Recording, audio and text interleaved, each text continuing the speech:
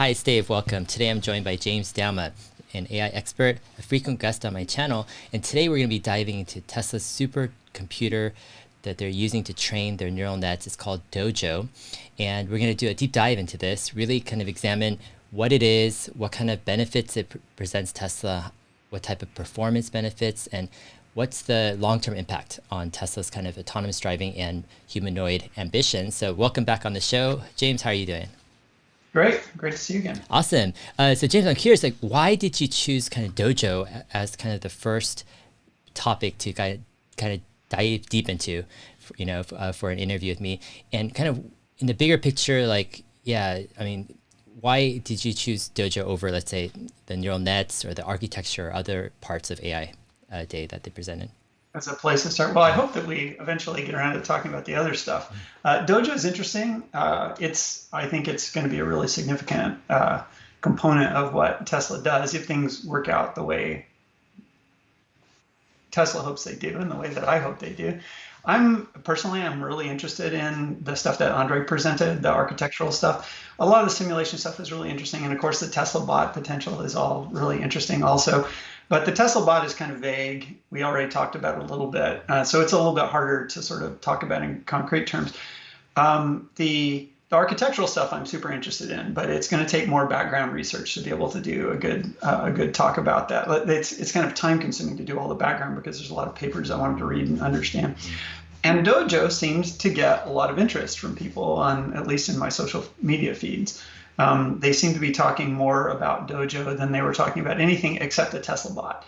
So the Dojo, I kind of felt like I could get the background work on that done pretty quickly. So I thought it would be a good place to start. And people are interested, and I can get it done pretty quickly. Awesome. So let's do kind of a spoiler kind of alert, or just kind of let's share the bigger picture conclusion first, so that people kind of get Okay. a better idea. Some people might claim, hey, Dojo is not that important, or it's not that differentiated, or some people might say, Tesla is way out of their league. They're going into this hardware chip just thing, supercomputers that they don't need to or they should. It's a distraction. But as you dive into it, like, what is your main takeaway from Dojo? Like, is it legit? Is this gonna actually work? Is Tesla just gonna have so many problems and headaches, trying to make this work, that it might not be worth it? What's your kind of take? Well, it's legit. It's Dojo is a very meaningfully different way of approaching the problem of training neural networks. So if what Tesla was trying to do is just basically out NVIDIA, or essentially doing exactly what somebody else was doing, then yeah, it's a long road to hoe. The people who have been working in this space, who have their particular architectural niches staked out and they're working on them, like, none of these people are stupid. It's hard to like do better than they are at the things that they're doing. But neural networking is actually a really young discipline, and there are very few, and I think it's probably accurate to say none, that there are no architectures for large computers or die out there that are commercially available that are pure neural networking things. Like all of the architectures that you could build a big computer around, they're architectures that were originally developed for some other purpose, which have been adapted to doing neural networks. The thing about neural networks is they are unusually homogeneous in the type of computation that they do. And because you can build a computer to take advantage of this homogeneity, and you can get big advantages. Like, there's a lot of low-hanging fruit if you're willing to completely start over. And so Google has the TPU that they've developed, and that was definitely an architecture that was developed after neural networks came out. It's only designed to do neural networks, and it's a great architecture for doing neural networks. But of course, the only way you get to use that is if you go to, you have to rent it from Google. They don't sell those chips, and you can't build a system around that stuff. Also, Google needs to train neural networks, but much more than they need to train neural networks. They need to run neural networks like in a data center. So a lot of their architectural choices are things that aren't necessarily the right thing for a company like Tesla, which basically wants to do a lot of training, but they're not going to be running huge neural networks primarily, in the data center that they have. Their neural networks go into an embedded system out in the car somewhere in the world. And so the application space is a little bit different. It's also true that it's been a few years. So Google started on the TPU pretty much right after. I mean, Google's first TPU came out in 2017. As far as we know, the architecture hasn't changed. It's a stochastic multiplier. Basically, it's a gigantic stochastic, systolic multiplier, and which I won't get into the details of what that is, but it's really good at a certain type of computation, assuming a certain space of constraints, which is a really good fit for Google, and it's not quite as good a fit for Tesla. The subsequent generations have tended to follow on that architecture. It's really good at what it does. They started really early working on that architecture after ImageNet, the big moment back in late 2012 when neural networks really broke out. But there have been advances since then, and Google's now they've got their architecture. They're not stuck with it, but they haven't really evolved it much. And so this is also an opportunity for Tesla to basically look at what's happened in the last 5 years and pick an architecture that is maybe better for that than the systolic multiplier, which is the core of what the TPU does. So I don't know. Anyway, you're going to have to tell me if I get too into the weeds. Yeah, no, this is good stuff. So okay. What I'm getting so far is kind of like Tesla is looking for something more specifically suited for their neural net training needs. Google's TPU cluster there is not first adequately, let's say, customized and suited for their needs, but also it's a walled garden. Like Google's gonna do their own stuff.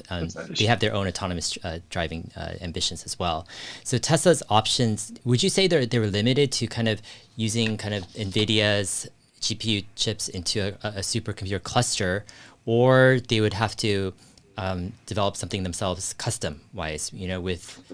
The realistic options right now that Tesla has probably are to do an HPC with NVIDIA stuff, which is, we know that they're doing it. They revealed numbers on 3 clusters, and recently they talked about their 5760 node HPC or 5760 GPU HPC that they're building based on the latest and greatest NVIDIA stuff.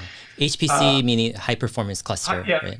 Yeah, high performance computer. Okay, computer. So basically a really big computer. I mean, today HPCs are basically you take a bunch of computers and you connect them together with a network fabric, and then you run all the computers together to do a single calculation. I mean, that's what HPC is today. There was a time in the past when people built like single really fast processors, like the early Crays were built that way. But nowadays, the only way you get really fast is if you go really parallel. And when you parallel means you have lots of units that are identical and they all work together on a problem. And so HPC computers are basically computers that have lots and lots of nodes, which might be CPUs, it might be GPUs, it might be other kinds of specialized things. And they're all connected together with a high-speed fabric, and they run software that treats them all as a single machine. So you have one problem, it breaks it up into pieces, it distributes it to all of these machines, and they collectively work to solve a problem. The reason you want an HPC is because you want an answer to a big calculation and you want it fast. Because obviously, if you're willing to wait 10 years, a desktop PC will eventually get there, right? And if it's not a big calculation, you don't need a big computer. So HPCs are to run big calculations and to run them and to get an answer soon, where that soon is not a month. There are calculations that people use, like there are nuclear simulations and weather simulations and climate simulations where people will use an HPC and they'll run a single calculation for a solid month on it. But in commercial applications, typically you want your answer in like 2 weeks or something like that, unless it's something like drug development where you can wait a couple of months and it's still relevant. So with Tesla, they've been using, it appears, like NVIDIA chips into their own clusters. What kind of problems do you think that they've encountered that's kind of motivated them to develop their own kind of architecture for a supercomputer? So neural networks are an interesting phenomenon in that you can pour infinite computation. Like the more compute that you give a neural network development process, the better neural network you can make. So so one way to get a really good product or to get a really good neural network is to basically use a lot of resources on it. So you can make a big neural network and you can train it on a ton of data. Now, most things in the computer world, they get into diminishing returns at some point. Like there's only so big a computer, only so big a calculation that's useful because there are boundaries on various aspects of the problem. And neural networks are kind of unusual in that the sky is the limit. If we had 1,000 times as much compute or 1,000,000 times as much compute, we could actually use it. I mean, we could use it with it would take a little while to develop the software and whatnot, because the software that we use on HPCs today, it's designed for the size of the machines that we have. So you wouldn't be able to use it tomorrow. But the thing is, the techniques we have right now could use that stuff. So people who are developing really cutting edge, really big neural networks, they're totally compute limited. So a company like Tesla developing a product like FSD, they want as much compute as they can get. And you end up being cost constrained because you can spend billions and billions of dollars doing these computations as part of what you're doing. So you want a big computer so that you can get your answers fast, and you want it to be economical, right? So basically, if you feel like you might want to do 100 times or 1,000 times more compute than you're doing, and you're already spending hundreds of millions of dollars, well, obviously, you're not going to spend hundreds of billions of dollars. You're going to look for the thing that gets you the most compute for the dollar. So Tesla's going to be interested in a machine that can get them answers to sizable network training things relatively quickly. Like, it's not the case that they care so much about economics that they don't care how long the answer comes. Like, they're constrained. They don't want to wait 3 months to train the next rev of FSD. They want it in an hour, ideally, and certainly within a week. So they've got that constraint. But they have this other constraint, which is eventually they're going to want 100 times as much as they have now, 1,000 times as.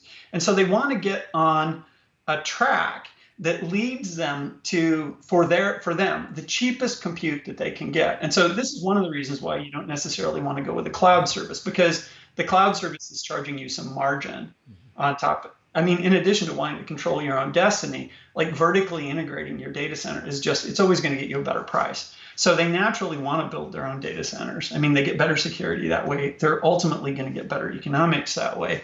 And it makes a lot of sense that they would say,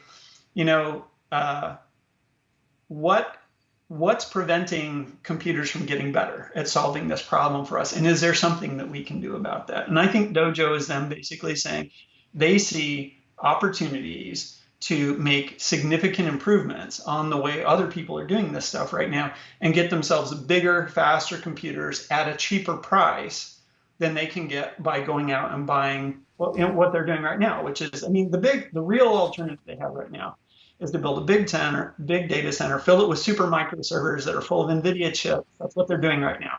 Yeah. And I think Elon made a comment toward the end of AI Day about, Dojo will succeed if the guys want to turn off because if Dojo is really good, then you're going to want to use it for everything. Yeah, makes sense. I mean, it seems like, this whole idea that larger neural nets, of course, with quality data, just perform better, but you need this massive amount of compute power, to train, let's say, huge neural nets. And so there's this reality of being compute limited in sense, because, without the necessary compute power, you can't train the super large networks, which will give you better performance. So it seems like, Tesla is looking forward a lot, and it seems like they're being super ambitious with how much they want to push the envelopes. Dojo is not a solution for next year. Dojo is a solution for the problem they anticipate having in 5 years. Exactly. So they're pushing the envelope, saying that, hey, we're going to need, a huge amount of larger, neural nets to the point where we're going to have 100 times, 1,000 times more compute power. When they calculate the cost, they're like, we're going to give away perhaps billions of dollars to NVIDIA. It's for a less superior system than what we could, come up with ourselves. Is that kind of like the gist of perhaps the background of why, Dojo exists? I think that's it. So OpenAI is, they work on really big neural networks, right? They do these amazing experiments where they look to see how far does this technique scale. And they ended up cutting a deal with Microsoft. Yeah. There's the cost of compute for them just dominates everything. And when they look out at the things that they want to achieve, they see themselves needing billions and billions of dollars to spend on compute. Now, they don't intend to build their own data center. They're basically cutting a deal with somebody who has their own cluster and is interested in developing their own technology to do this kind of stuff. And that's a route that you can take. Tesla wants to be vertical, and they want a machine that's specialized to their needs. And probably more than anything, I think Tesla, more than OpenAI does right now, that Tesla actually sees their prospects being limited by how good the best computer is. Right? It's not like, even if you could get all of the compute that you wanted at the price that you wanted to, there's a realistic limit to just how, beyond the economics, like how much you can get and how fast it can be. And as I mentioned before, neural networks, because they are a really unusual kind of computation relative to the stuff that we have infrastructure for and we have architecture for in the world today, there's this unique opportunity to actually do significantly better if you're really willing to rethink the problem. And I look at Dojo, and they've really, in some very significant ways, rethought how to go about doing this kind of computation. Awesome. I want to in a bit go into the details, of exactly the specifics. But still talking about kind of the bigger picture here. Like, you bring up OpenAI, and I totally know what you're saying with their whole deal with Microsoft. It seemed like OpenAI has huge ambitions, but they realize they need compute power on a massive scale that they can't afford on their own, right? So they made a deal with Microsoft to give equity in the company in return for compute power. What if, let's say, Tesla's Dojo project is successful, and let's say Tesla has this massive, let's say in 3 or 4 years, this massive Dojo computer. Do you think it'll allow Tesla to do things that they wouldn't necessarily maybe were in the position to do before? For example, let's say OpenAI GPT-3, or let's say GPT-4 in the future. Like, do you think Tesla might be tempted to try something like on this kind of, kind of overlap on some of the stuff that OpenAI is actually doing with some of their huge projects, because Tesla would have the compute power to experiment into other areas than just, let's say, autonomous driving. They're going to learn some things that OpenAI is working on. Like, if Tesla hasn't intentionally tried to just scale to crazily big systems right now, but if they really pursue FSD, and they're going to get their own kind of scale, and they're going to be answering some of the questions that OpenAI has been looking at a different way, right? I mean, OpenAI is really clearly focused on getting to AGI, what they call AGI, right? Like this idea that you can build systems that can do pretty much anything a human can do, that they think are general. And so there are architectural questions there. It's probably not just scaling. There are things that they need to learn that they might need a lot of scale to get around to learning. And it's not clear to me that Tesla is itself. I mean, who knows? It's, I feel like I was kind of wrong about the robot thing, in that we talked about the humanoid robot, but I was like, it's too much. It's not, it's not, I didn't really see how it was on the path to any of their immediate goals, but then they decided to do it, right? So, maybe a couple of years from now, we'll be sitting here and Elon will be, having AGI day, and exactly. And he'll be talking about, well, somebody's going to do it. We might as well do it. So I'm no longer in the camp of willing to say, no, he's probably not going to do that. Yeah. Actually, one of the biggest... That said, like pursuing those things is not, just like the humanoid robot wasn't obviously on the short path to solving any of Tesla's near-term problems. And they've got plenty on their plate already.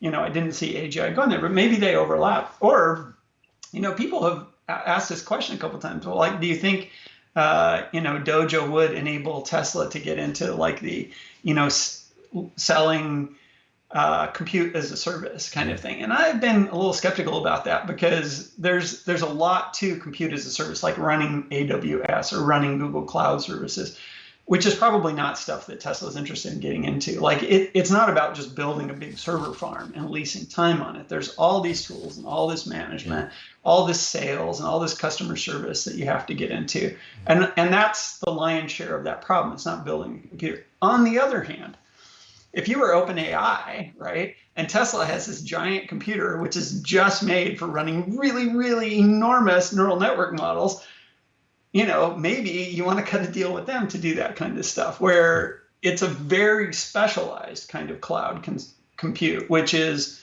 it's not for running, Tom, Dick, and Harry's, random neural network thing. It's like if you've got a really big problem and you're willing to dedicate specialists to learning how to use our hardware so that we don't have to hold your hand or whatnot. Yeah, that could turn into a good business, especially if we get into a world where, OpenAI is already trying to do all kinds of interesting commercial things with GPT-3. Well, GPT-4 and 5 and 6 are going to be much bigger and much more expensive. And if they're commercially viable, like if the concept of going further down that road is a way for OpenAI to fund themselves while they work on their stuff, then yeah, they might say, it's cheaper and faster for us to do this work with hardware that Tesla will lease us than it is to go to some other cloud provider. Sure. Like that, I could see happening. That would totally make sense. Yeah. Like one of my big takeaways actually from Tesla Bot was, I think actually Tesla Bot is the move toward AGI. I really think that like Tesla Bot, it seems like just this, I won't say harmless, but this, a humanoid project that seems like way far out in the future that Tesla will do a prototype. But when I think about it, let's say 10 years down the road, I'm thinking the big part of Tesla Bot that really strikes me as super ambitious is Tesla Bot is going to be used to interact with humans on a level that's, I think, far more immersive and engaging and also much more time consuming than a computer screen. Whereas on a computer screen, you're opening up your phone a few times, or you're opening up a computer screen. The human bot can be with you all the time, talking with you when you need to talk, or showing you something when you need to be shown. It's this interactive thing where it seems like, for Tesla Bot to reach its potential, Tesla Bot is the ultimate form of AGI in a sense, because it would need kind of this human level intelligence to fully, I guess, show its benefit, right, to the human partner or whoever. But when I think about it like that, I think Tesla could be destined in a way or headed toward competing against a lot of these big companies like, Google Brain or, DeepMind, OpenAI, Facebook AI, etc., because it seems like they're all gonna intersect in some ways down the future with AGI. But to me, Tesla's taking this unique approach where they're combining hardware and software together in what they claim will be kind of this ultimately useful form of a humanoid. And that's the big bet that I think Tesla is betting on right now.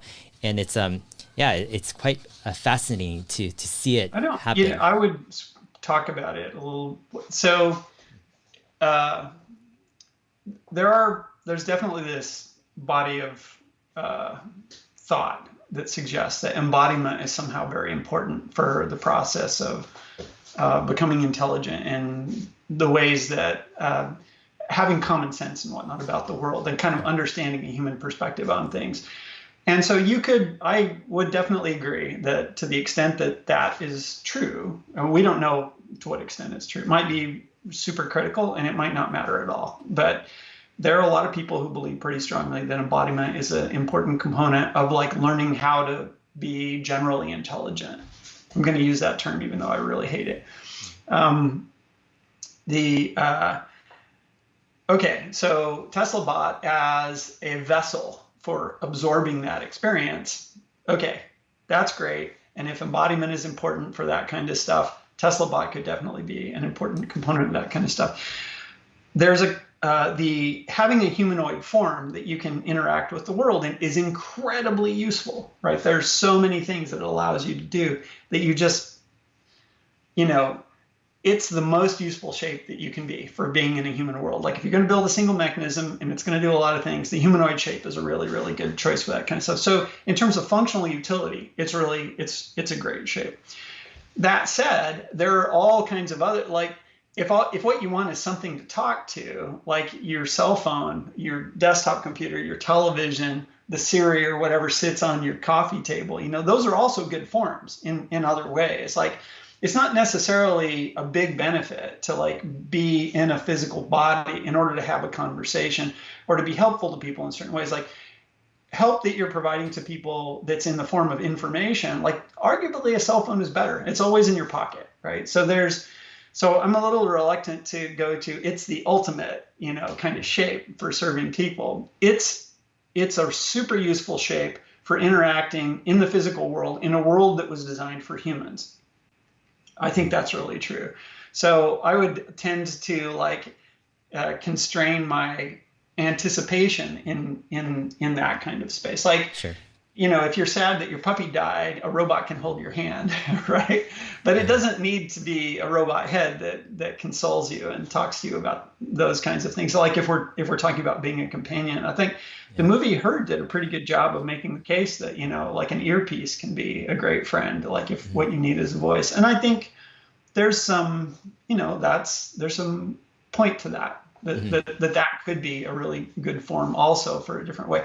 And of course, AI, unlike animals, unlike human beings, an intelligence isn't constrained to a particular vessel, right? I mean, the AI that's in your Tesla bot at your house, it's also in your, it's in your, your Siri, whatever thing, it's in your microwave, it's in your phone, because it can be everywhere. AI isn't constrained to a vessel like intelligence is for biological creatures. Sure. Yeah, definitely. So I want to actually discuss this Dojo as a service, and then we'll go into the specifics of. We'll get there.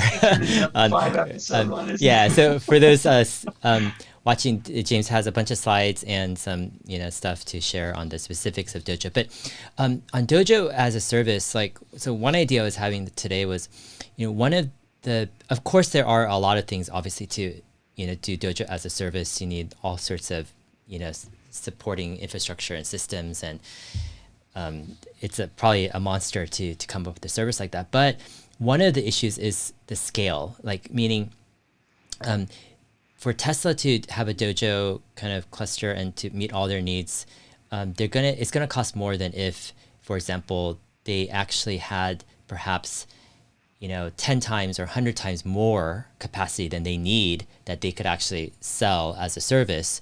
They would bring down the costs, dramatically. Yeah, there's an economy of scale. Exactly. And by becoming, it's an interesting thing that we learned recently from how TSMC and Samsung have kind of taken over the chip business. And 10 or 15 years ago, Intel was definitely on top in a lot of respects. And you can make the argument that the reason that TSMC is on top now is because that was where people went to build ARM chips, and because there are more cell phones than there are computers in the world right now, TMC ended up with the volume, and it was that volume that allowed them to get ahead of the game and stay ahead of the game. It's not just, they make chips for everybody, like they have incredible volume, and that volume has allowed them to push the technology much faster than Intel could. Even though Intel has a decent amount of volume, they don't have nearly as much as TSMC was. And that was the thing that made the difference. So I wouldn't be surprised if Elon was like, look, if we want to have the best compute at the lowest possible price, it makes sense for us to crank it out at scale so that we can drive the price down. And if we make more than we can use, then essentially selling it to other people becomes a mechanism to fund our own development to drive the cost down, because they want their compute factory or their computer factory to run at the highest possible volume to drive the cost down. So that's a way of thinking about it that I could get behind. Yeah, that's exactly what I was thinking this morning was, at first they're gonna just satisfy their own training needs, right, with Dojo, and it'll get to a point where maybe they have extra time that they're not using, for example, training at different periods, and they could perhaps offer that on a limited basis, but it would be kind of like deprioritized if Tesla is needing to use it for other people. So it would be probably limited. But then if Tesla keep on building capacity, they have double or triple or quadruple amount of capacity than they need, then the time available for others will increase and the reliability will increase in terms of Tesla won't be needing it all the time or during certain periods. And at a certain point, it can get pretty reliable for people. And Tesla will only be using a smaller and smaller portion over time of the complete capacity. And the economics are complicated, so it's hard to make strong statements about it without sort of looking at, where does the economy of scale benefit really kick in for compute? We know with ICs, there's an insane benefit to economy. This with cars too. The more cars you make, the cheaper you can make them. Yeah. With computers and data centers, it might also be true, but it's not clear that it's true. It might well be true. And if it is true, then this becomes an important thing. Yeah. One of the things that stuck out was the whole Dojo processing unit, right? This DPU unit that it seems like they're already building in the programmability of this unit into it. So you could, they're kind of setting up, they're kind of setting up this really interesting.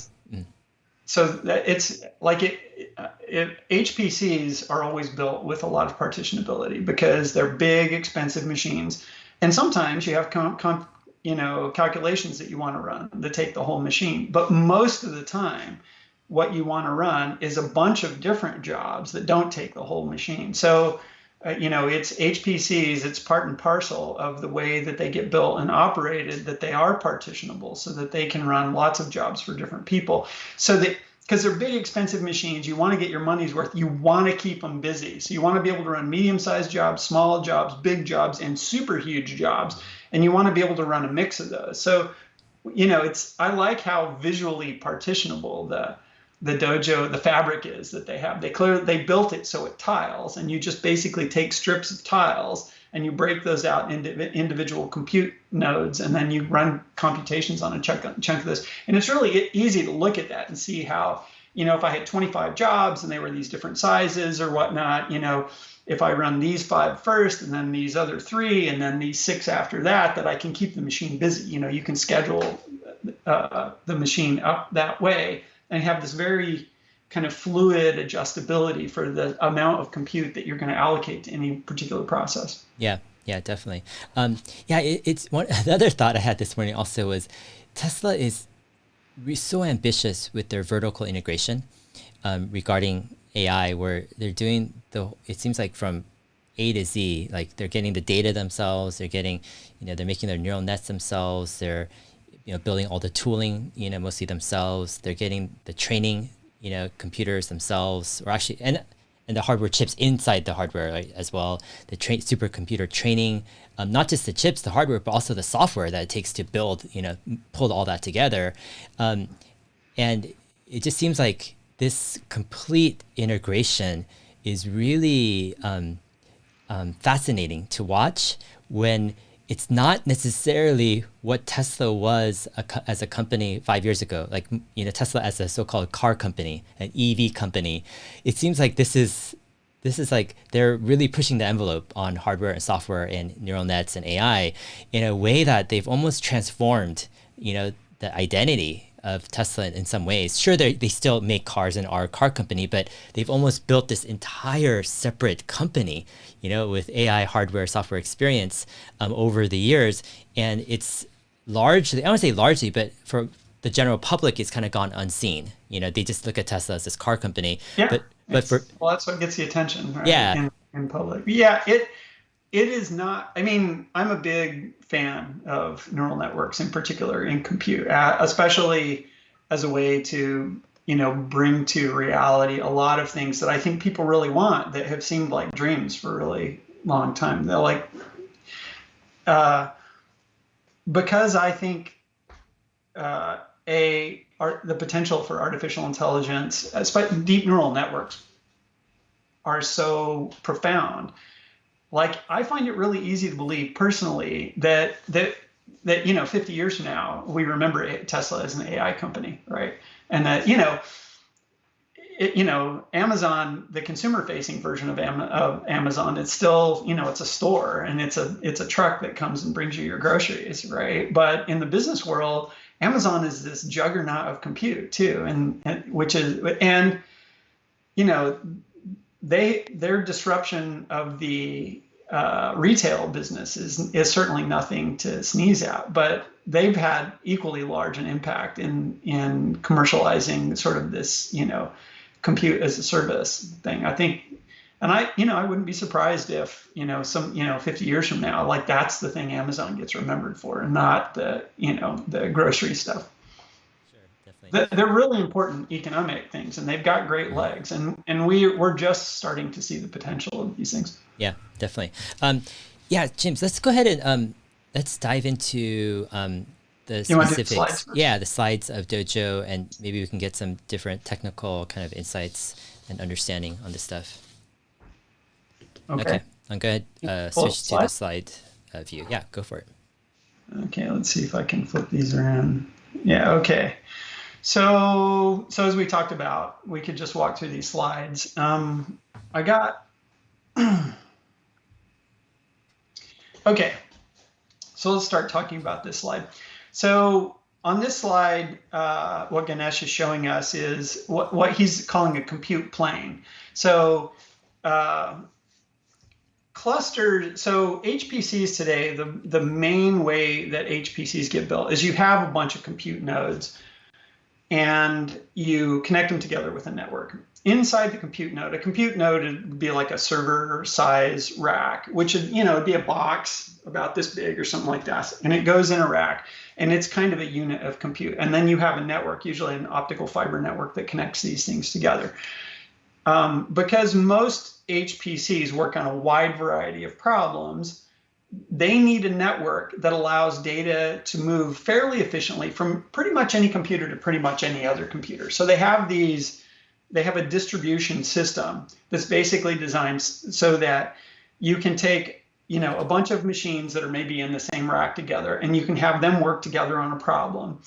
And then you can distribute those results over to a hard store, or you can take those results over to some other cluster machines that might be located more, kind of like, on the internet, you want any computer to be able to talk to any other computer. We don't do a thing with the way that we build an internet where, like, my computer can talk to my neighbor's computer, and his computer can talk to the next neighbor over. And, and if I want to talk to Cincinnati, I got to go through 8 machines. We build the network as a tree. So you kind of, you go up to a higher level of the tree, and then you work your way down a branch. And the reason to do that is to minimize the number of hops between any 2 machines, because ahead of time, you don't know what machines are going to want to talk to what other machines.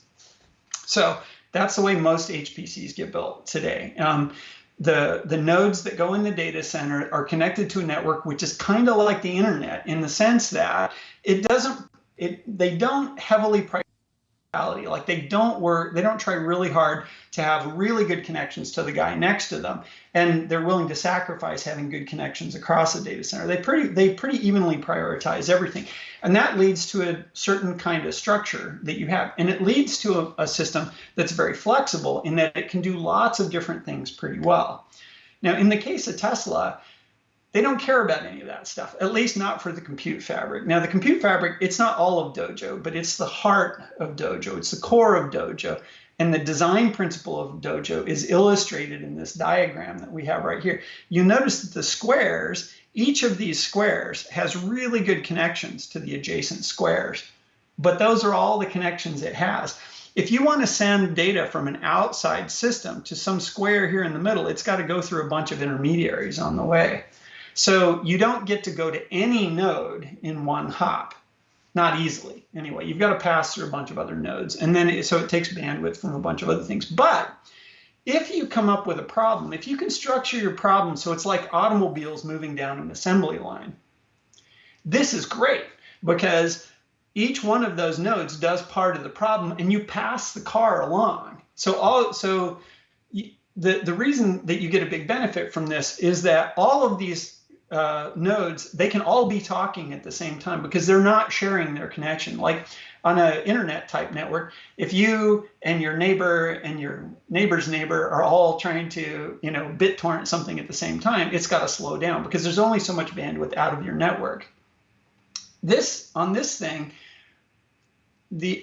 architecture, the nodes are heavily prioritized localization. Like they really care about being able to talk very efficiently to the node next to them, and they care a lot less about being able to talk to something that's much further away or main memory or something like that. So this is a really important design principle, and there's a reason why this is a really good design approach for neural networks, and that has to do with the fact that they're mainly about multiplying, doing operations on really big matrices, specifically multiplying and addition, so-called MAC operations, which is a multiply accumulate. Those are situations where you have really big matrices and you're multiplying them by other big matrices and you're saving the result, and then you do another one and so on. And in that, because of how regular the structure of those operations is, and because these matrices are so big in neural networks that they can bridge many processors, this kind of communication architecture actually works really well. And this is an interesting thing. This is the first clue that Dojo is trying to do something different from more conventional HPC architecture. So this is the kind of thing that you don't get with a GPU. GPUs don't have this tiled architecture where you have a problem and it flows through the tiles as it gets solved.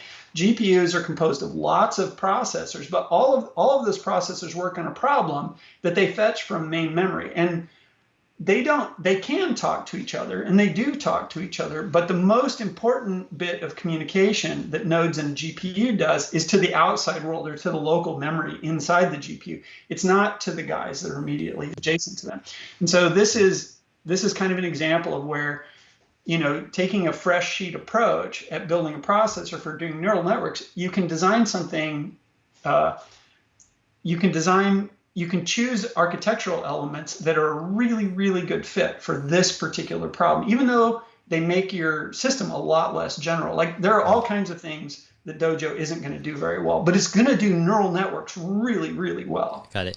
Okay, so let's talk about this a bit. So in the AI presentation, they're talking about kind of these three things: compute power, bandwidth, and latency, and how Tesla wanted to focus on bandwidth and latency. So high bandwidth, low latency. Can you explain kind of why that's so important when training neural nets, like high bandwidth and low latency? Yeah, so high bandwidth and low latency is a different way of describing the stuff that I just talked about a minute ago. If your nodes, so there's two ways. If you look at this diagram with all these squares and these little arrows together, and we talk about the bandwidth is how many bits per second of information can be exchanged by your architecture, right? I was actually going to, I don't know if you want to call up this, these two slides were actually illustrating this, the ones that I did. You want to take a look at those a minute? Yeah, go for it. Because they sort of illustrate this point pretty well. Okay, so go to 1. Okay. Got it. Okay, Okay, so let's see. I don't know if you can see this. Let me try this laser pointer function here a second. Can you see that, Mark? Yes. Okay. What we have right here is I just drew. These are 4 computers. Memory inside it, of much bigger external memory. So the way these work together on a problem is, you've got a description of the problem that's sitting in memory, and each one that hit the problem there for a while on it, and they put the result back out here. So software breaks the problem up into a bunch of different pieces, and each separate piece flows to a sensor. Got it. Flow back. This is how most machines that are parallel work today. So I'm going to flip to slide 2 now to do the contrast thing. So if you look here at slide 2, we see a really different architecture. Now, for these guys to load their problem descriptions, this first guy next to him, but the second guy go here. So the problem is, but if I build my problem so that when this guy's done, he results to this guy, and then that results to this. My with this plus this plus this can work simultaneously. One of them can use that link, right? So go back to that first slide again, and we look at the total bandwidth in this system.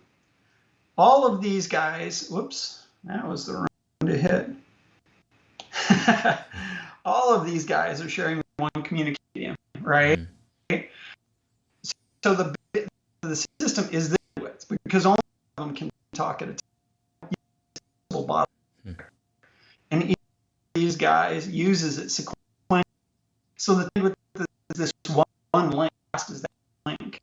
Whereas if we go back to slide 2 again, we get to add all of these links together. Now, so we're now. Okay, cool. So we're done with the whiteboard. Yeah.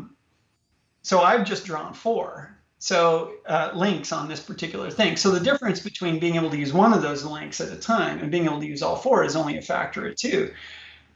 But Tesla has 354 of these nodes, right? Each one of them has a ½ gigabyte per second per direction. So every one of these compute nodes has 2 terabytes per second of bandwidth. And there are 350 of them on there. So there are literally hundreds of terabytes per second of bandwidth on this chip. And you can use it all because none of it is shared. It just goes from one hop to another. So if you can build a problem so that the bandwidth it uses is primarily these short hops node to node, the bandwidth is insane. It's just incredible, the amount of data that can be passed along. Now, to really use it, you have to be able to do the assembly line trick, where, one way of thinking about a regular, I was thinking about this sort of factory metaphor for talking about these things. Like, you could imagine factories where factories are broken up into a bunch of rooms. And in each room is a certain size, and it has a certain number of people working in it, and it's got a certain number of tools. So the tools are the memory, and the parts that for whatever they're working on that room are part of the memory, right? And the speed of the processor is the number of guys working in the room. So they can work for so long on the stuff with the tools they have in that room and on the parts they have in that room, and at some point they finish. And then they've got to take what they finished, walk down the hall to the main memory, and deposit it and pick up more tools and more parts, and then go back to the room. So how latency is how long that hallway is, right? And bandwidth is like how much is it one guy carrying something, or do you have a forklift on a pallet, or do you have a semi, right? How much stuff can you move at one go? That's the bandwidth. In this case, what we have is we have a factory where we have a bunch of rooms, and they're one after another. So each hallway just links to the next room. But we never change the tools in the room because it's an assembly line. So, at the start of the shift, everybody gets their tools, and they don't have to get parts because parts come in along with the thing that you're working on. You work on it, and then you pass it out the hallway to the next thing. So if you can structure your problem like an assembly line map, which with neural networks you can, more than almost any other kind of computation which is widely done today, neural networks that are extremely amenable to that kind of construction. So unsurprisingly, this is the shape of the factory you want. You want an assembly line. You want lots and lots of assembly lines because all of your problems break down into this thing, which can be basically a processor can work on part of it and it can pass it down to the next processor, which can do the next part, and so on. Got it. Yeah, I mean, that's actually pretty crazy. I mean, that's a fabulous job, I think, in describing like the difference of approach right there. I mean, it seems like rather than having to like go back to home base every time after doing a job and traversing, that path, if you could find a way just to, actually, as you're saying, don't go to home base, just go to the next slot, the next place, you're going to save that whole traversing back, to home base and back. And it seems like neural nets is like the perfect thing because like, fundamentally a neural net is processing thing and sending those results to the next level, neural nets and doing that. So, I mean, it seems like it's fundamentally like if you can customize, right, the structure of how your chips are set up, where you're they're just passing it on to the next kind of sequence, then it seems like that's like, is that kind of the essence of Dojo? It's like, it's basically... This is a really big part of it. There's other things about it too that are actually, and I think equally impressive, but this is a good slide to start with because there was a time back in the 80s when people tried building computers this way. They had this idea that networks are so slow compared to the processors. This was first a problem back in the early 80s. And so they had this idea that the way to get more bandwidth, to get more total bandwidth, is just have every processor talk to its neighbor instead of having everybody share this big network that gets congested. And the thing is, the processors, they weren't general enough. They fell out of favor because people found it really hard to take video games and weather calculation, like all the stuff they wanted to work on, like reformatting the process, reformatting the program, like what you were doing with the algorithm so it would work on this. It just turned out to be too hard. And so this whole architecture, it fell out of favor. And really, nobody's gone back to doing this kind of stuff for sizable computers. I mean, there's a few exceptions and corner cases and stuff like that. But for the most part, nobody has done this. And so now we have neural networks coming down the pipe, and they're doing matrix math, and they're doing matrix math on these enormous matrices, like really, really big matrices, like matrices that are so big they can span multiple processors. And all of a sudden, we're back in a world where, hey, this actually makes sense. Like, this is a really good fit to this particular problem. Mm-hmm. But as I said, it's not going to be good at a lot of other things aside from neural networks, but it's going to be really good at neural networks. Yeah, no, that makes sense. I mean, especially if neural nets are kind of, more set up, to be processed that way. Let's dive into the next slide. I'm like fascinated by all this stuff. This is like fantastic.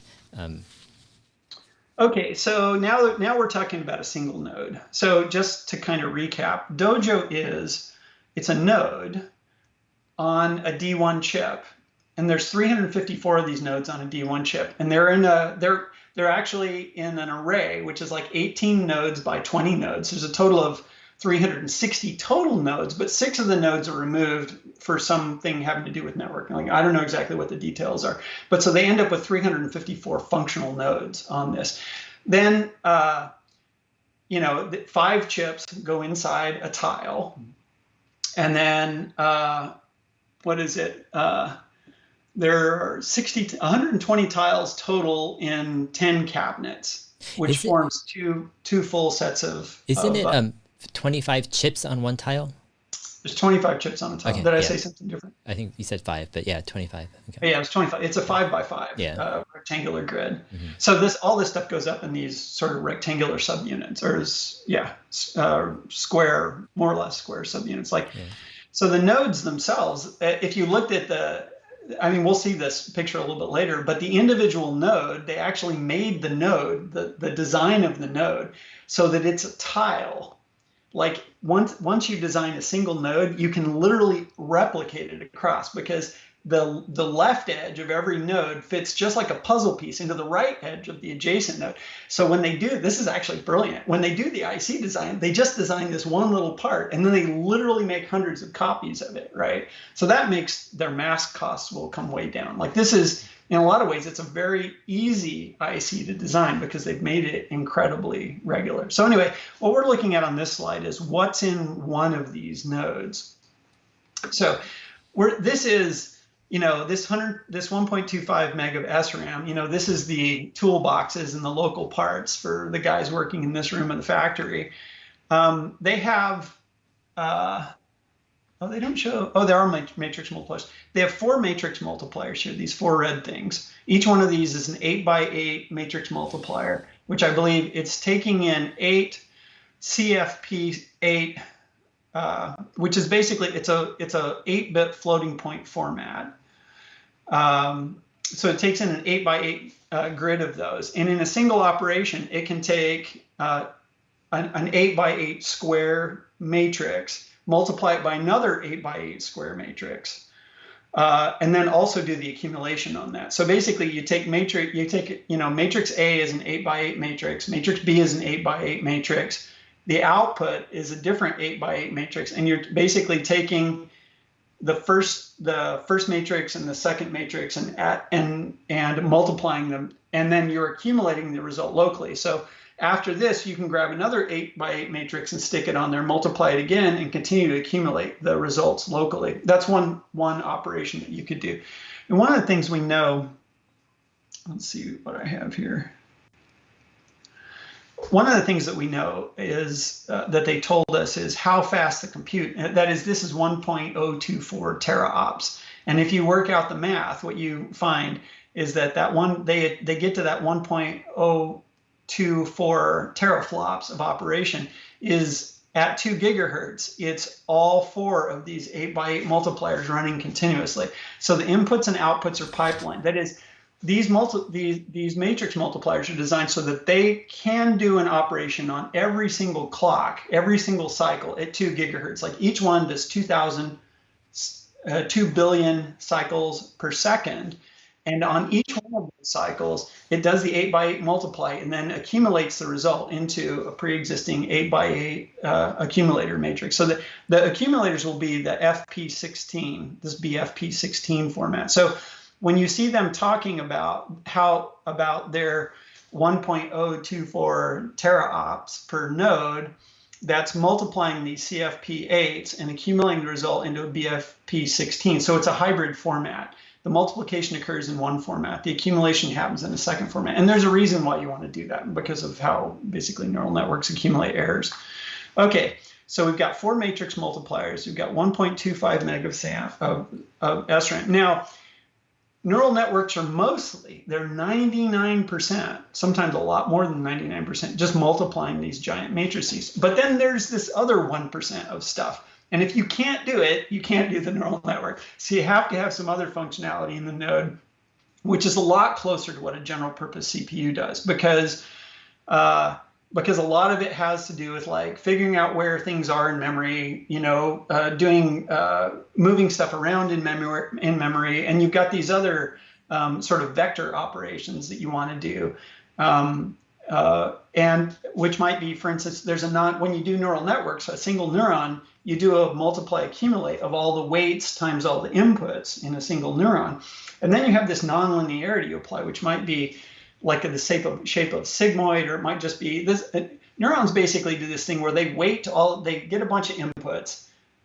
They might have 100 or 1,000 inputs, and then they multiply them by the weights that they've learned that they're supposed to apply to each of those inputs.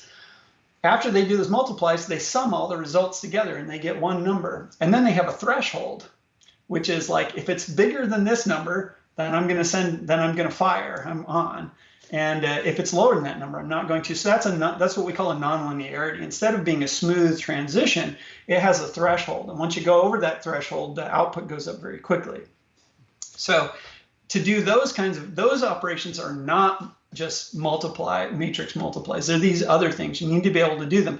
And that's what this 64-bit superscalar CPU is. It's 64-bit is an important size to this node. The matrix multipliers are 8 byte by 8 byte, and they're 8 by 8 byte by 8 byte.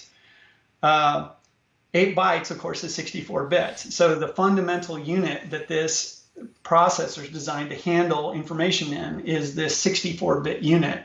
That's not the only size it can use, but that's the size it's designed to operate with maximal efficiency, and that's what it mostly is going to operate at. When we look later, I think there's a more detailed view of this. You'll see that all of the internal buses are also 64 bits or 64 bytes wide. Okay, so the other important thing that we have on here is this low latency switch fabric. So the links between these adjacent nodes, they basically, on each one of these nodes, you have a little sort of network device which can talk to the nodes to the north, south, east, and west of this node, the four edges. And that's what this little switch fabric thing is here. It's designed to basically allow you to send information straight across. The switch fabric itself is like a little standalone processor that just handles the communication for this. And then it can take stuff that's passing through that and write it into this memory. So the local processor works off of this local memory. It can send instructions to this switch fabric. And then the switch fabric itself can talk to the switch fabrics of the adjacent units. So that's what we've got as our basic thing. Now, they have this SIMD unit here. So I talked about these matrix multipliers, which do the heavy lifting for the matrix math for neural networks. But in order to be able to do all of the weird corner case things like pooling, or you want to do normalization of data, there's other stuff that goes into that 1% of stuff that's not a matrix multiply.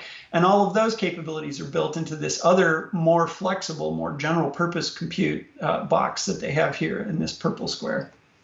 Got it. What does SIMD stand for? Single instruction, multiple data. So SIMD, it's also sometimes called a vector processing, where if you have a thing that you want to do, that's the instruction, and you want to do it up to multiple things sequentially, that's the multiple data. So basically, if I want to, like with a vector, if I have a vector that's got 8 numbers in it, and I want to add it to another vector that has 8 numbers in it, the instruction is add, and first I add the first 2, then I add the second 2, then I add the third 2, and so that single instruction applied to multiple pieces of data. Got it.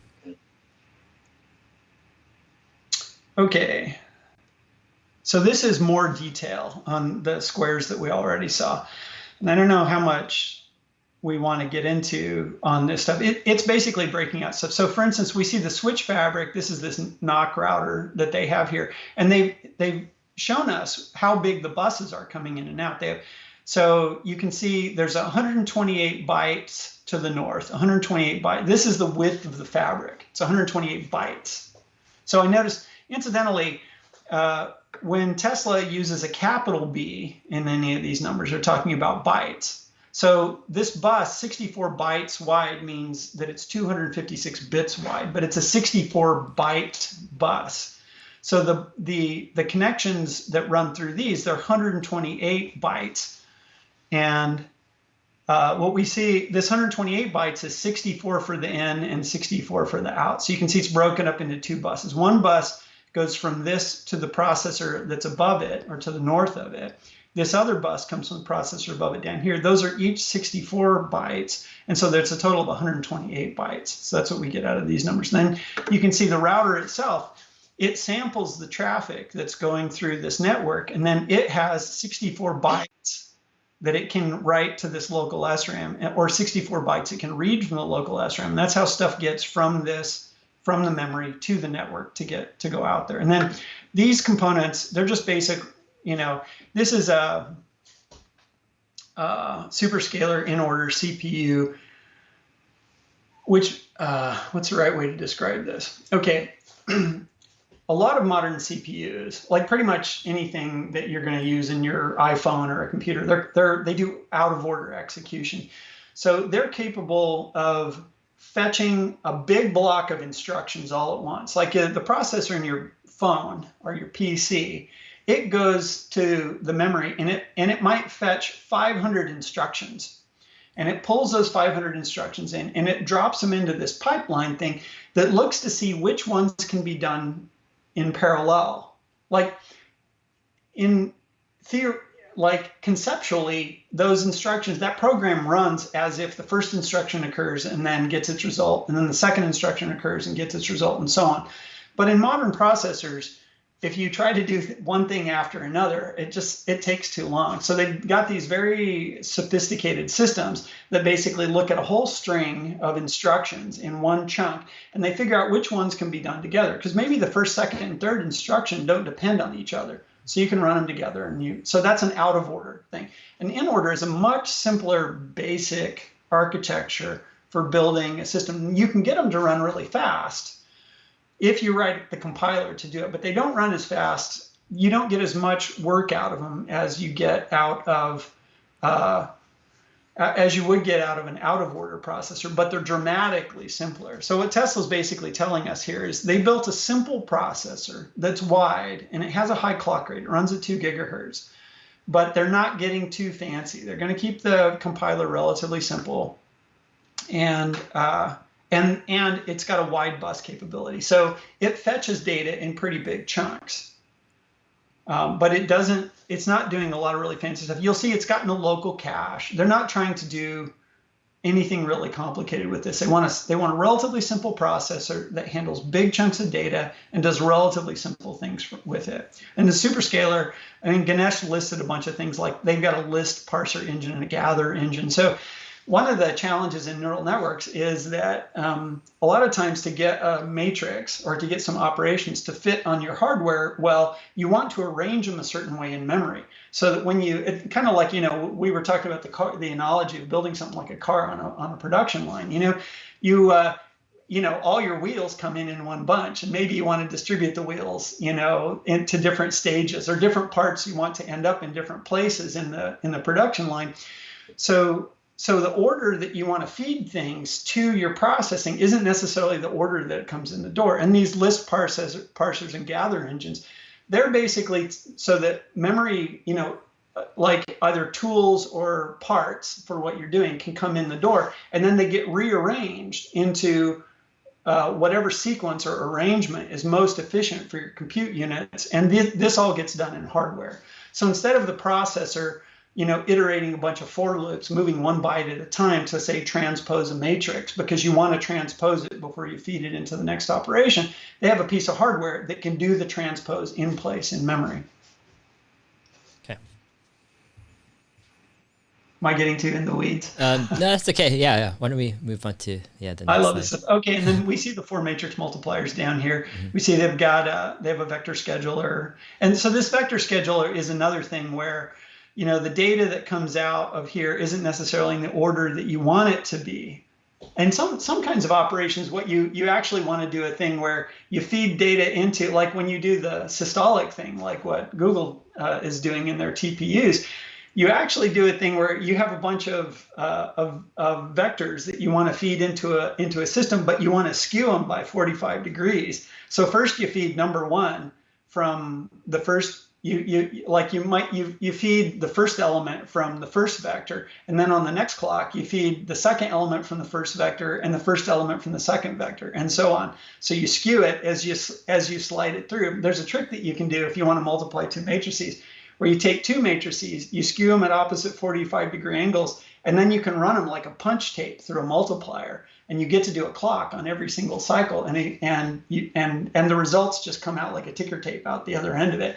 So when you're the thing that we were talking about earlier, where at the node level, the nodes are designed so they talk to adjacent nodes. This multiplier is also built the same way. And we know that that's true because that 1.024 teraops of compute cannot be achieved if all of the parameters for all of these matrices have to be fetched and stored on every clock, because the buses they have here don't have enough bandwidth to do that.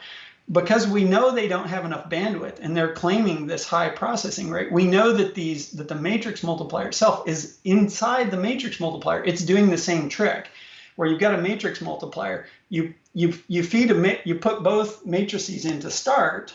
You do your first operation, and then what you do is one of the matrices you just shift down a row. So on each clock cycle, you only have to load one row of the matrix in, and yet you get to do your 64 multiplies and 64 accumulates on the next clock, even though you're only loading 8 new values in, because the other 7 rows just clock down. They just step down one step in the same multiplier, and you do the same operation, and then you can accumulate in place. That all make sense? Generally. Sorry. Yeah, no, I had so much fun taking this apart. It's hard not to share. Yeah. They really, they've built this puppy so that it can do matrix math really well, and that's true all the way up at the top of how they build the fabric, and it's true all the way down to these individual matrix multipliers down inside these individual nodes. So this was Ganesh's chart, basically bragging about their bandwidth, and it's kind of interesting, because there's 2 different ways you can talk about bandwidth on this thing. Like, if you have a square matrix, if you have a square grid of nodes, what is my bandwidth? Is my bandwidth just how much goes from one edge of the grid to like the next die over? Or is it the bandwidth of all the interconnects in between? Well, so I noticed when I was looking at Cerebras, so Cerebras is another company that they do a wafer scale processor. And Cerebras, when they talk about their bandwidth, they add every single connection between every single die. And so they get these crazy high numbers like 12 petabytes per second. I think it is. It's like 12 petabytes per second of bandwidth. So Tesla is just talking about the edge bandwidth of their processor, because if they talked about the real bandwidth, this vertical, you wouldn't be able to see these other guys on this scale, because it's like 300 times higher than this. Or no, I guess it's like 20 times higher than this. So it would just look ridiculous and nobody would believe it. So they decided to define their, see, over here they describe it as off-chip bandwidth. So this is how much you can get off of one edge or off of all four edges of the chip together. But it's kind of not a super fair comparison, because their bandwidth is actually much higher relative to these other guys on this chart. But yeah, I mean, they get to place themselves in first place on this chart, and it looks like a comfortable lead, so they don't have to beat it to death. Sure. Okay. So this is one compute plane for Dojo. And Ganesh here, he's showing how they connect all this stuff together. So this is 1,500 die. So we talked about the diagram we were looking at before was a node. And there's 354 of those nodes on a single die. That's the D1 chip is a die. If you look closely at this picture, you can see that it's kind of broken up into 5 by 5 chunks. So each one of these is a tile. So you can see this is 3 tiles down, and this is 20 tiles across. So this is a total of 1,500 die. And this is a single plane. This is a single compute plane.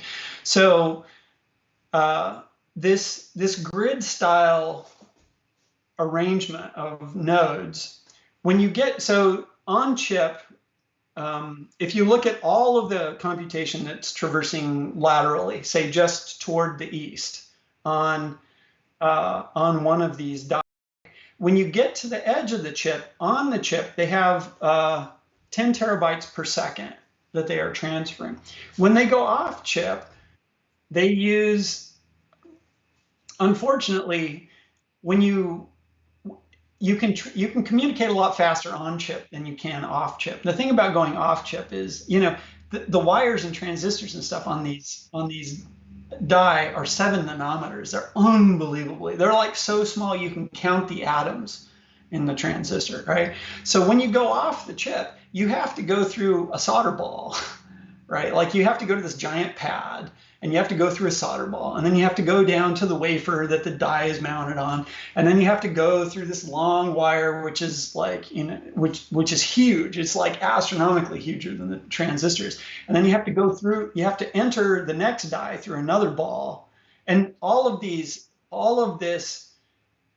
connections are monstrously enormous compared to what's happening on the chip. So, unsurprisingly, you don't get as many wires because the wires are so big. Like on the chip, the wires are really, really small. But once you get off chip, they get really, really big, and you can't run so many of them. So what you do is you use a thing called a SerDes, which lets you take a bunch of data that's moving in parallel, and they have these 8-bit SerDes, and it serializes them. So on chip, each wire carries 2 gigabits per second. It's basically running it at 2, they have a 2 gigahertz clock, and they just clock these things along. But to go from one chip to another, if you try to cram all that through the number of balls you can put on a chip, then you lose all your bandwidth going to the next chip. So what they do is they go through a thing that basically takes those 8 bits and it encodes them so that you can pack them all onto a single wire that's leaving the chip at 112 gigabits per second. So the clock rate, the speed of the signal leaving the chip goes way up. And they do that because they don't have enough wires otherwise to get the data across. Even so, because they're using 144 of these SerDes on each side of one of these dies, they do end up getting 4 terabytes per second out of the chip, which is insane. It's huge. It is so much bandwidth. It is just nuts. So on each one of these die, you've got, 10 terabytes per second moving sort of laterally. And then when you get to the edge of the die, so you can hop off it and go to the next die over, you're restricted to 4 terabytes per second. You got that right? I think that's right. Yeah.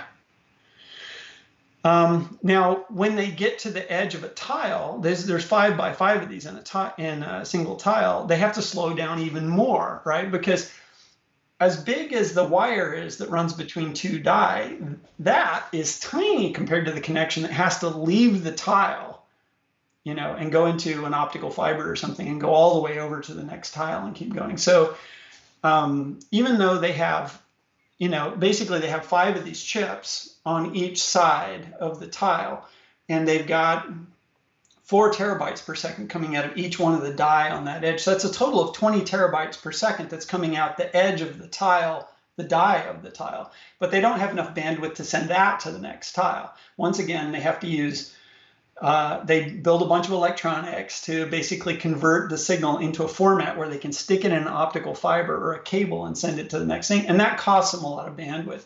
But amazingly, once again, they have 20 terabytes coming to the edge of the tile, and they can get 9 terabytes of that, like almost half of it.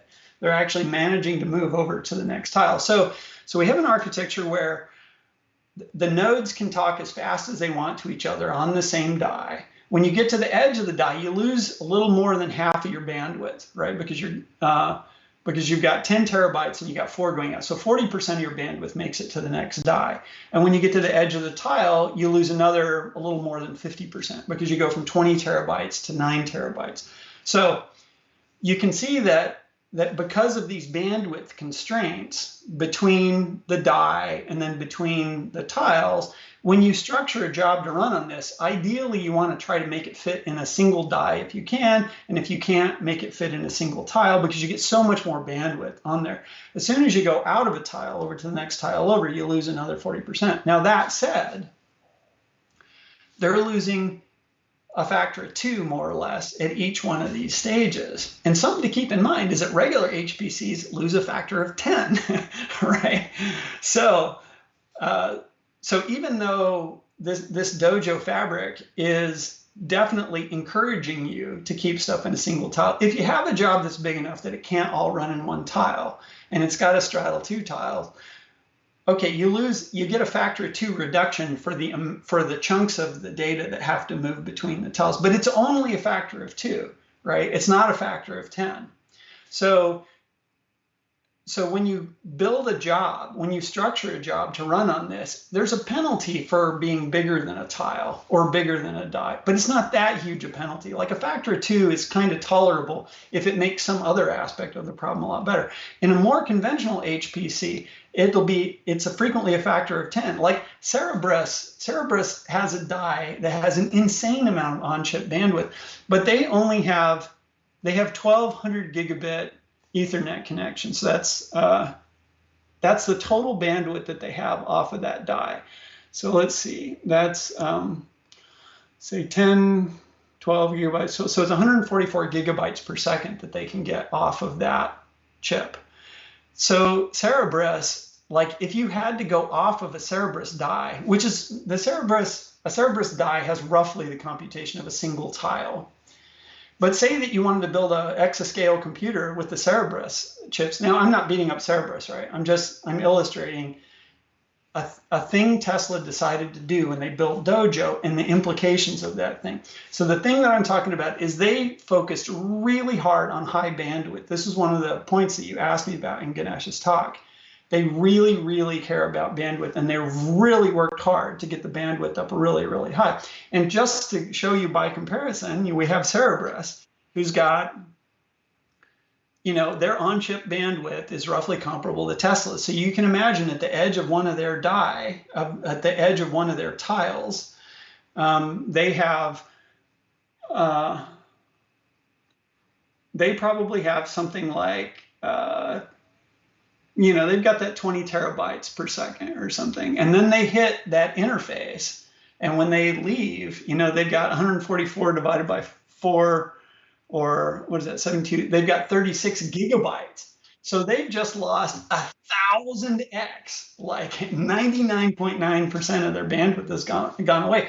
And that's actually more typical the way you see computers built. To a first approximation, Cerberus has so much more bandwidth on their tile than they have off their tile that you never, ever are going to use that to run a computation that takes 2 tiles, right? You're going to run all of your computation on 1 tile, and you'll just use it twice or whatever if you need to. But as soon as you add that second tile, your scaling is terrible, right? You don't get anywhere near twice the computation when you go to 2. With Dojo, when they add the second tile, they get almost all of that computation. I mean, the relative hit that they're taking with bandwidth as you scale up to more and more compute units is very, very small compared to what you get with Cerberus. And this is also true of like the NVIDIA HPC that they have right now. When they try to use it's, to a first approximation, if you're using an NVIDIA system, you want to do all your computation on a single die. You don't want multiple die to have to communicate tightly. 2 NVIDIA die using their NVLink interconnect have 32 gigabytes per second of community. So it's roughly the same amount of computation that the individual die, the D1 die have. But that D1 die, it's got 4 terabytes per edge of bandwidth. So it's got a total of 16 terabytes of bandwidth coming out of the chip. And by comparison, we look at the latest and greatest NVIDIA A1. And if we just look at the NVLinks, which are the links they have that are designed to go directly from one die to another, they got 36 gigabytes, right? So it's like it's a factor of hundreds difference in the bandwidth that you have between the two. So that really makes you want to do as much computation to isolate the computation that happens on an NVIDIA die to that die and pass as little of it off the chip as you have to. And Dojo doesn't have to do that, right? It's a super important design component it's the central design element of the architecture that Tesla's doing. And nobody else is doing this, right? This is unique to them. I mean, the comparisons to Cerberus, which I can't remember who I said. I heard somebody making a comparison to Cerberus.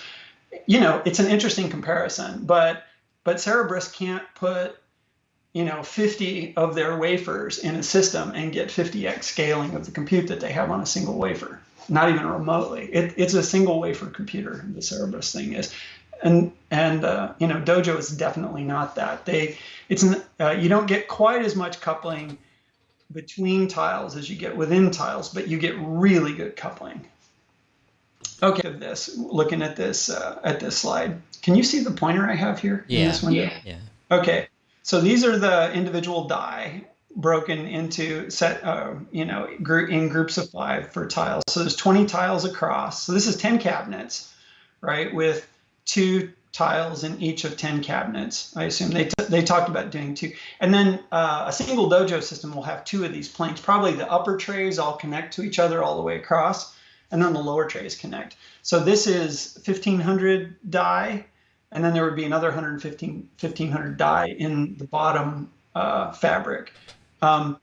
At the edges of the die, you can see they have 3 tiles or 15 die in a column here. And at the edge of the column, so for this tile, the upward facing or north interconnect connects to this Dojo interface processor. So along the reason that they've got this as a long skinny strip instead of making it square is because they want this long interface that they can put lots of IO on. Because basically, you've got 15 die here and in a row, and to load these 15 die, because the communication between them is daisy chained, you have to go through. You might have to go through 14 die to get to this guy on the end if he's getting fed from the CPU on this end. So you don't want to go too deep on this side. So what they decided to do when they took their I guess this is 1,500 die, is make it a 15 by 100. It's a long aspect ratio. And on the long sides, they put IO processing so that you can feed data into this fabric really quickly. because this gives them more interconnects that they can have here at each end of this thing. And this is where the memory for the Dojo, the main memory for the Dojo array, will sit on these interface processors that will hand feed the Dojo fabric itself with the data that it needs to do the operation that it's doing. And then, of course, external to the Dojo interface processors, you have a bunch of host systems. So these will be regular PC server type systems that will have conventional memory, conventional disk storage, fast processors.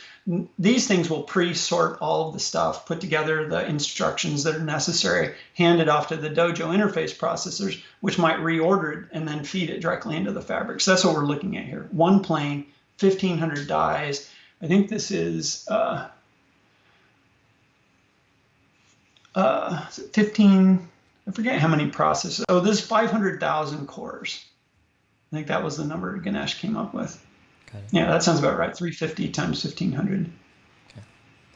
Okay. So he outlines here that they have higher radix connections, which is a lot of times there are some kinds of operations that you want to do where you don't want to have to daisy chain through like all the processors. So they have some other connections they've added to give the network more flexibility to have shorter hops between for some kinds of operations that you're going to want to do. And this is in addition to the low latency mesh that he mentions here. So this is a physical description of a tile, right? So they have, these are the interconnect links they have on the end. I guess we've already covered this stuff. The 5x5 die. These die, I thought that when we had our initial conversation about this, I assumed these die were going down onto an interposer, which is basically an interconnect system that's made out of plastic. They're actually using a silicon die, it turns out here, which gives them much finer. And so the individual D1 die, they get flipped upside down because the connections all come to the top. They get flipped upside down, and then they go onto a set of contact pads on this other silicon wafer. And this other silicon wafer, it works like a printed circuit board. The high bandwidth connections, the 4 terabytes per second that come out of each one of these die, run across this short gap on this piece of silicon to the next one over. Okay. Got it. So the significance of this slide is Ganesh is showing us they made a die, they made a tile. It's working well enough that they can train a neural network on it. And to the people in the audience, they know this is a ton of progress. It's pretty common to get a die back from the factory when you fabricate your first chip, and for it to be a year before you can run real code on it. There's a lot of work between those two. A lot of it you can do ahead of time. Ganesh here is basically showing, like, this is real. It's going really fast. Like, this is pretty amazing progress that they can actually run like real neural networks on this thing right now. I mean, they're training GPT-Min, which is it's a sizable language model. So here he shows how partitioning works and how you can do partitioning kind of logically. So this is a slice at the corner of that fabric we were looking at before, where each one of these is a die.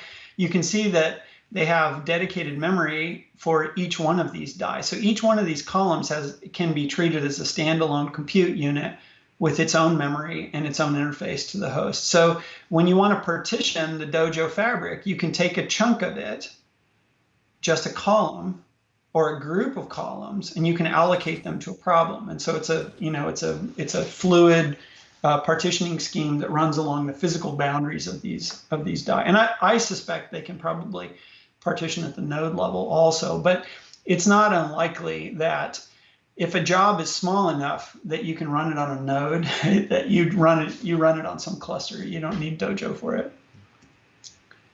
Okay, after this, Ganesh starts talking about the maturity of their software stack, their compiler, the tools that they've built to make this thing actually usable as a system as it comes online.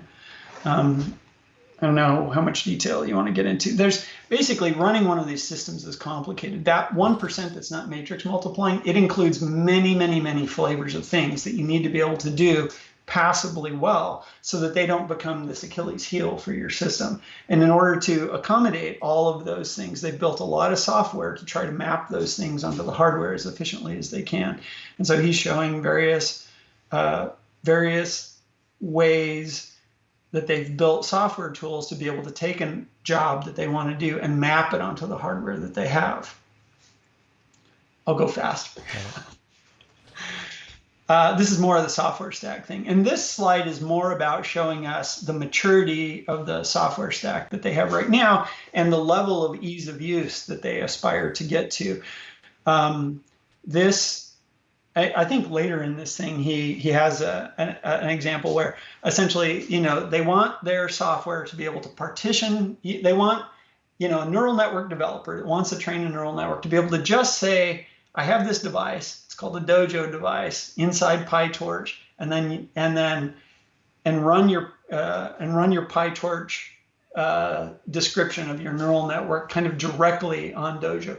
And the rest of this infrastructure takes care of all the rest of the stuff. It figures out how to batch the data, how to sort the data, how to organize it, how to make it run efficiently on, individual nodes, dies, to partition it, on boundaries of tiles and that kind of stuff to the greatest extent possible. And they've also built, they have debuggers and compilers and the whole stack all the way down to the bottom. This is a lot of work. This is definitely not trivial. Now, they're building on top of a lot, like LLVM is a mature, adaptable, configurable compiler system that is relatively adaptable to new architectures and whatnot. But that said, getting LLVM to run well on a new processor with a new instruction set architecture is very much not a weekend project. It's something that takes a bunch of smart guys that really know what they're doing a significant amount of time to do. And Ganesh is basically implying with all these slides that they've done this work, which I would not take to say that it's polished and optimized, but just having it at a point where it works now. And the slide we were looking at before, where Ganesh is showing us results, it kind of suggests that they've got a significant amount of it running well enough and debugged well enough that you can actually use the hardware. This is also a real significant effort that they have to do. Okay, and then here I put the slide in here just to kind of break out the top level numbers. So as part of this effort, so you have this fabric, you have this 2D fabric that you're mapping your matrix operations onto, right? Now, the reason that you want to do that is because I have a certain number of teraflops of compute power, right? And the reason to have a really fast network and to have all this software that arranges it so it fits well is so that you get to use as many of those flops as possible, right? And this is kind of non-obvious probably if people aren't in here, but NVIDIA, I think I did these numbers, I worked out these numbers so Tesla's existing cluster, it's 720 nodes of 8 by A100 NVIDIA chips with 80 gigabytes on board. So I looked up the stats on those. I figured they paid about $150 million for that. So that machine is 1.8 exaflops peak. That means if you had a problem where your network wasn't constraining you and all of the NVIDIA chips could run flat out, how many flops could you get? And the answer is 1.8 exaflops. So I took this benchmark neural network and I looked up statistics on how fast it ran on these various architectures. So I could figure out how much of those exaflops do you actually get to use. So, and the short answer is if Tesla wanted to try to use this entire cluster on a single network, they're only going to get 10% of that. It could be less, it could be 5.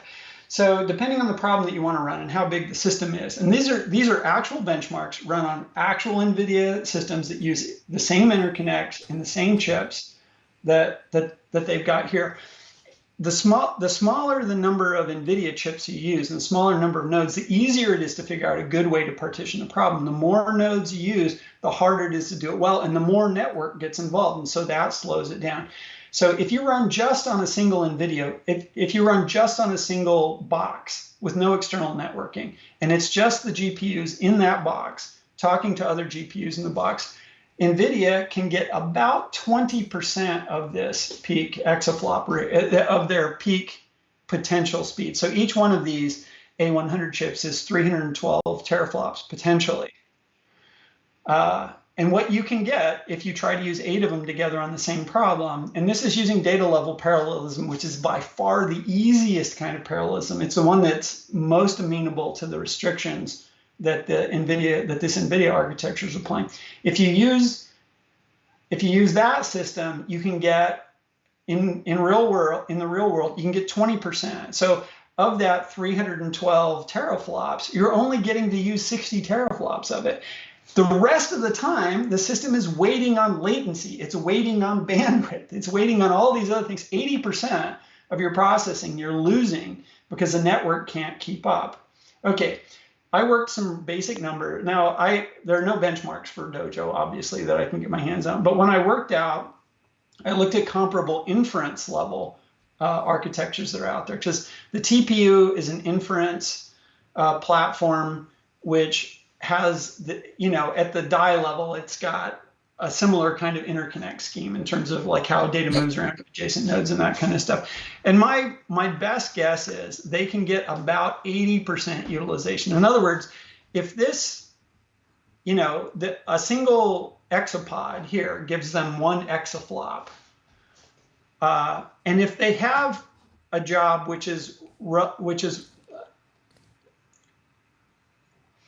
I think that they can get around 80% utilization instead of 20% utilization. That's my best guess about what's going on with this stuff, looking at other similar architectures. And now there's all kinds of details, and we'll have to wait and see what actually comes out. But I think that it's Tesla's ambition to get 80% out of it. So if you look at this, you have this exaflop potential peak computer. In fact, they've got a 1.8 exaflop one right now. That 720 nodes, 5,760 GPUs is potentially 1.8 exaflops, but they can't get that. They're never going to get anywhere near 1.8 exaflops because of the limitations of the architecture at the higher level, not at the NVIDIA chip level, but when you go to the card, when you go to the box, and then when you go to the overall network, you're losing 80%, or you're losing 80% of your compute on that kind of stuff. Tesla's built this Dojo architecture to not have that happen to the greatest degree that they can. And it looks to me right now like what they could lose instead is more like 20%. So if you compare 20% that you get from the NVIDIA thing to 80%, which I think is what Dojo's aspiration is, you get 4x performance right here. I think that might be where that number is coming from. Good. So, and then they talk about performance per watt. I didn't work out I have to sit down to figure out what the power consumption is of the other cluster and figure out, they did give us some numbers. I'm gonna do that math to figure out what this is. But if this lines up the way that I think it will, it'll reinforce this 4x number. And then the 5x smaller footprint is just like, the NVIDIA system that they have right now is I didn't do this math yet either. 720 nodes. So you can probably put like seven nodes in a rack, so it's like 100 racks, and this is 10 racks. That seems like a 10x smaller footprint, but who knows? Yes, I need to do the math on that to figure out what the difference is. But basically, they're saying it's going to take up 10x less space. Well, actually, I guess once you add networking and power overhead and that kind of stuff, it might end up being a lot bigger than 10 racks. But I don't know. I have to work the math on that one too. This is as far as I got. Sure. Okay. There you go. Awesome.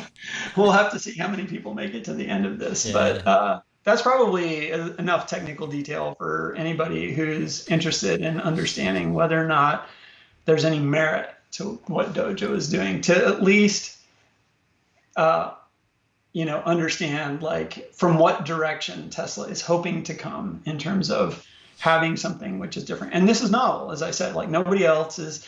Cerberus does a kind of similar thing, but they've really worked hard to make the individual tile, if you will, fast. And then they've pretty much abandoned going off tile to scale above that.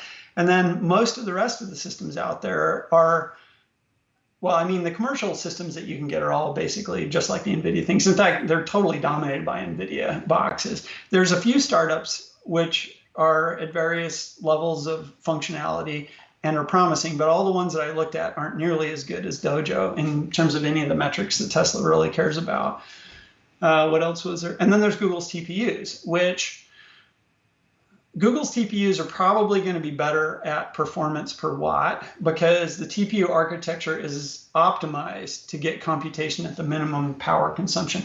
It's not optimized to get you the computation at the highest possible speed. So my guess is that if you tried to run on Google's TPU systems the same kinds of networks, train, not to do inference, but you try to run a training session on them, that the TPUs are going to be significantly slower, but they're going to use significantly less power to do the job.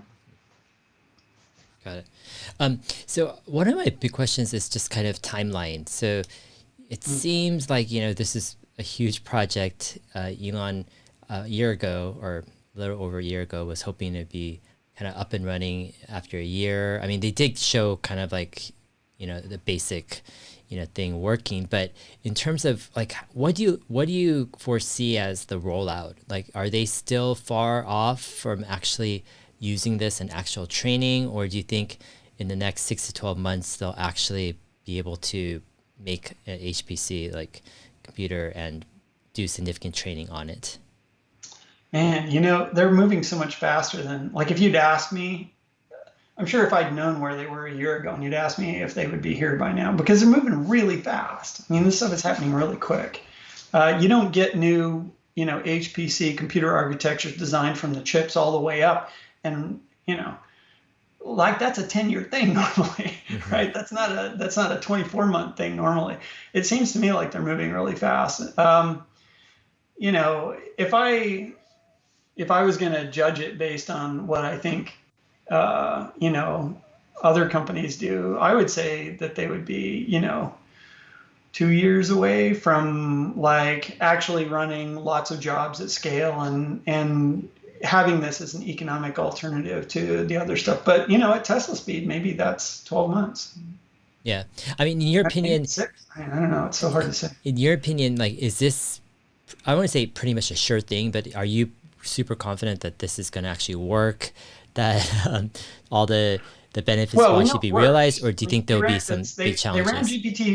They ran GPT Mint on it. They trained that network on it, right? It works. Now, how much of the performance that they know what the die costs. They've built a tile. They know what the performance, stuff is.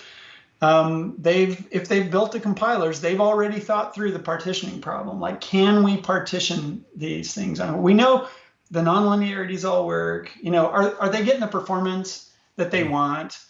Do they think that if they're not getting the performance they want, how much of that is that the compilers aren't good enough yet? How much of it is that the outside software isn't good enough yet?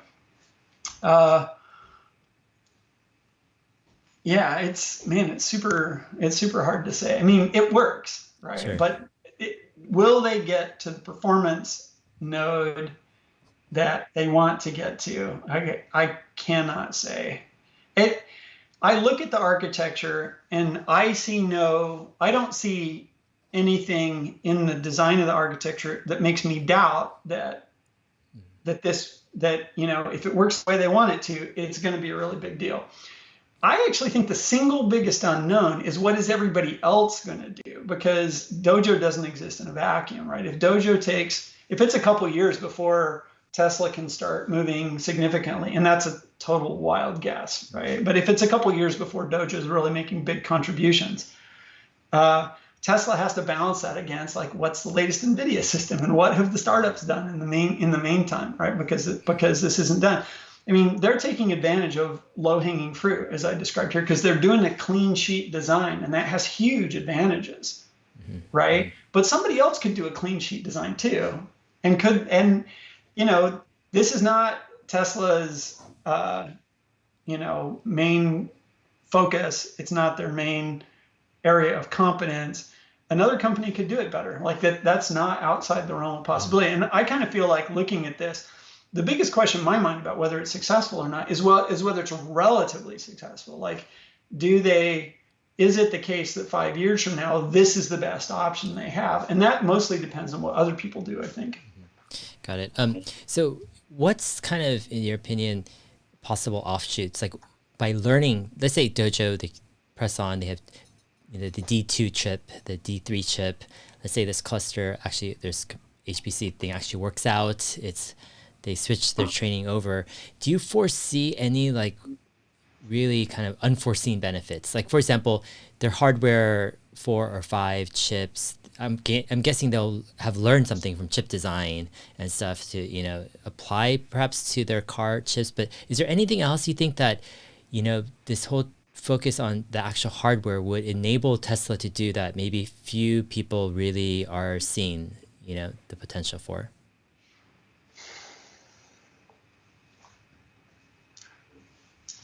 Well, it's got all of these things have great synergy, right?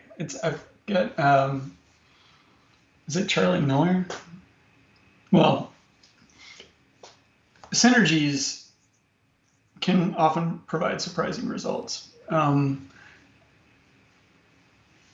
And I wouldn't be surprised if the synergy between what they're doing with the fact that Tesla did their own software resulted in this situation where they're more immune to the chip shortages than all the other, automotive OEMs are, because they develop, they control enough more of the stuff that when they need to change, they can. They have the in-house expertise to do that. And, that's a synergy that probably nobody thought about before the pandemic happened. Like, hey, what if we had to suddenly change all these things in the car? Like, it's definitely a benefit, but would anybody have thought that was going to materially affect Tesla's prospects? Probably in the absence of a pandemic or some other catastrophe that destroys supply lines, you don't really get to experience that. I could imagine, I would expect there to be synergies, but I wouldn't be surprised if they happen in these, unexpected ways. Knowing chips is a super useful thing. And the more of this stuff they do, silicon is so important these days to stuff. Could they do socks for their own cars? Maybe they could. Like, what would that be like? The socks they use for the entertainment system, the chips they buy are probably pretty well suited to that, but they buy a lot of microprocessors, and could they consolidate a lot of that stuff? Maybe. I don't know. It's really hard to say. There's so many possibilities for it.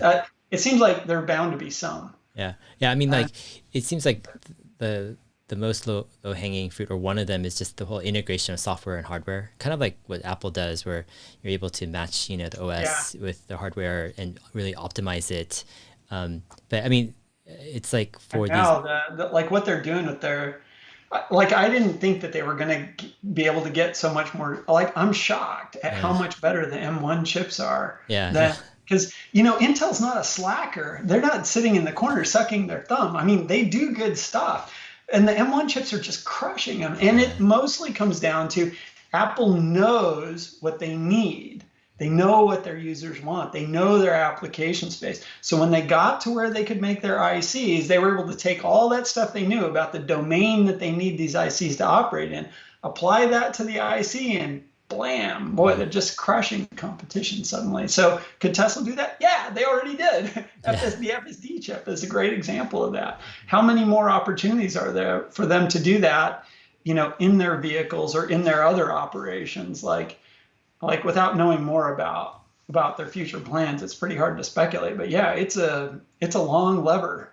It's a big hammer, you can do a lot of stuff with it. And especially when you have a kind of the leader doing this really ambitious integration with software and hardware and pushing the envelopes with full vertical integration, then it makes it tougher for the competition, I think, to try to compete against that, because you've got this leader that's competent, and they're pushing forward. It raises the bar. Yeah. It would be nice if the competition stood up and brought their best game to this, because we'd all benefit if if they didn't, give up. If Tesla ends up just raising the bar for what people expect, and organizations respond to that challenge by improving what they do, then that would be great. I would love that, because the alternative for the rest of them is to just like die or become, get supported by the government and turn into, jobs programs for, union workers or whatever. What do you think about the whole union EV tax credit thing? Rob said that Rob Maurer talked about it, and I think he has a really great take on it, which is, it's like, as a citizen who is being represented by these clowns, right? I am annoyed because it does not seem to me to be an appropriate way to allocate the resources. There is this thing, however, which is Tesla doesn't need the help, right? They just don't. Like Rob said, this doesn't hurt Tesla. I really don't see it doing that. He pointed out, and which is a really good point, Tesla's already got a $7,500 disadvantage. They've been running on that, and they're still killing the competition at that. If that disadvantage went down to $4,500, it's not and you make the cars significantly cheaper, it's still an $8,000 tax credit or whatnot for Tesla. Tesla's going to do fine. This has got nothing to do with that. It just smacks of cronyism. But the flip side of it is if you're thinking about it, put all the political posturing aside and just ask yourself, what is, if when Joe Biden, has an EV day and he doesn't invite Tesla, right? It is kind of true that Tesla doesn't need any encouragement. They don't need any more attention. Everybody knows, you cannot escape Tesla in the news and that kind of stuff. So if Biden basically, if you've got this cold political calculus of what does it take to get the other guys on board, let's not have Tesla stand on the podium, because they already feel overshadowed. They already feel like they can't keep up. Let's focus on what it takes to get the other guys. And you can imagine looking at this tax proposal in a similar kind of vein. Tesla's got it.